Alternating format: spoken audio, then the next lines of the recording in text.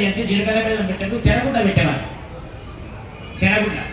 తెరగుండ పెట్టి ఏమవుతుంది అంటే జీలకర్ర బెల్లంలో మహత్తరమైనటువంటి అన్యోన్యమైన శుభముహూర్తంలో అప్పుడు ఎవరు తాకేది వారు కాదు, అబ్బాయి అమ్మాయి పక్క పక్కన కూర్చోవడం కాదు. తెరగుండ పెట్టిన తర్వాత అప్పుడు జీలకర్ర బెల్లం పెట్టాక ఓహో నా భార్య ఇలా ఉందా అనుకునే వాళ్ళు పూర్వం. ఇప్పుడు సగం వివాహాలు అయిపోతుంది ఎంగేజ్మెంట్లో.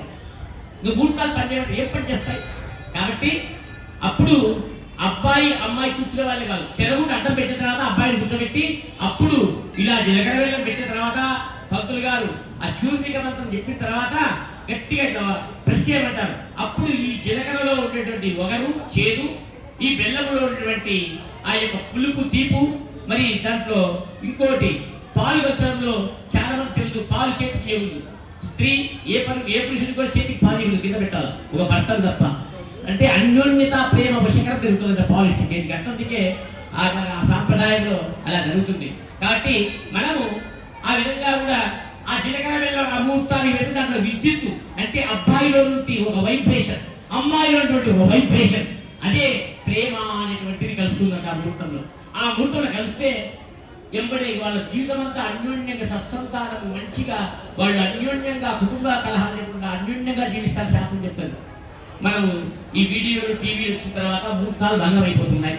పొత్తులు గారు కొద్ది నిలబడు, మేము కొద్ది నిలబడి ప్రేమ తొందర అని చెప్పి మాకే వాళ్ళే పోతుంది. ఎట్లంటే వీడియో సమస్య ఎందుకు చెప్తున్నా అంటే జీవితకాలం కాపాడేది వివాహం, అన్యోన్యతను కాపాడేది జీవితం అంతా ఇది.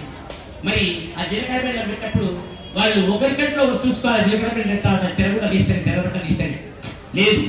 ఇక వీడియో వాళ్ళు ఏం చేస్తారు, నాకేం చూడు, ఇక్కడ చూడు, ఇక్కడ పెట్టుకొని ఇక్కడ చూడు ఉంటారు. అది కొన్ని చేసే పొరపాట్లు. కాబట్టి అలా చేదు లోక కళ్యాణార్థం అటువంటి దోషాలున్నా ఈ తొలగిపోవాలి. ఈ కళ్యాణ మహోత్సవ సందర్భంగా అందరికీ శుభం జరగాలి. అంటే మనం తెలిసి చేసినా తప్పు చేసినా భగవంతుడు క్షమిస్తాడు. కాబట్టి ఇది ముఖ్యమైన విశేషం. ఇప్పుడు స్వామి వృజీకరణ వచ్చిన వైడూర్య మాణిక్య రచిత ఖచ్చిత సింహాసనాద్రే ఆదిత్య నవగ్రహాణాం శగ్రేఖ్యాత హోదా సమస్త లోక పరివారాయ సుమూర్తే సావధాన లక్ష్మీనారాయణ సావధాన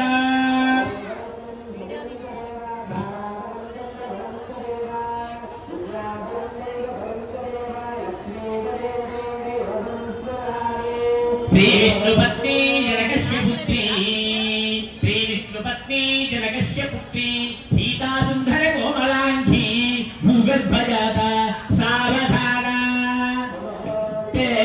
సావధాన సులగ్నే సావధాన లక్ష్మీనారాయణ సావధాన. కృష్ణో యత్ర పార్థో ధనుర్ధరః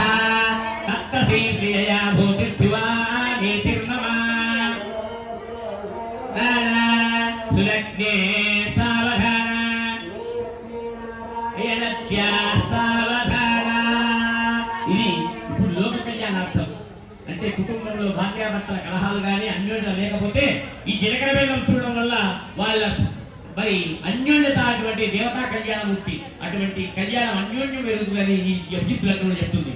కాబట్టి గట్టి మేళం మంగళం కోసలేంద్రాయ మహనీయ గుణస్థలే చక్రవర్తి తరుజాయ సార్వభౌమాయ కళ్యాణాది సతగాత్రాయ కాళికాంతప్రధాయినే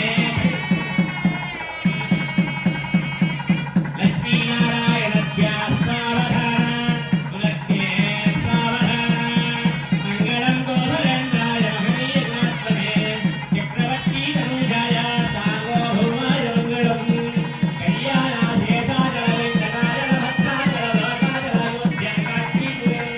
సమస్త దేవతా సావధాన సులగ్నే సావధాన సుమూర్తే సావధాన లక్ష్మీనారాయణ సావధాన.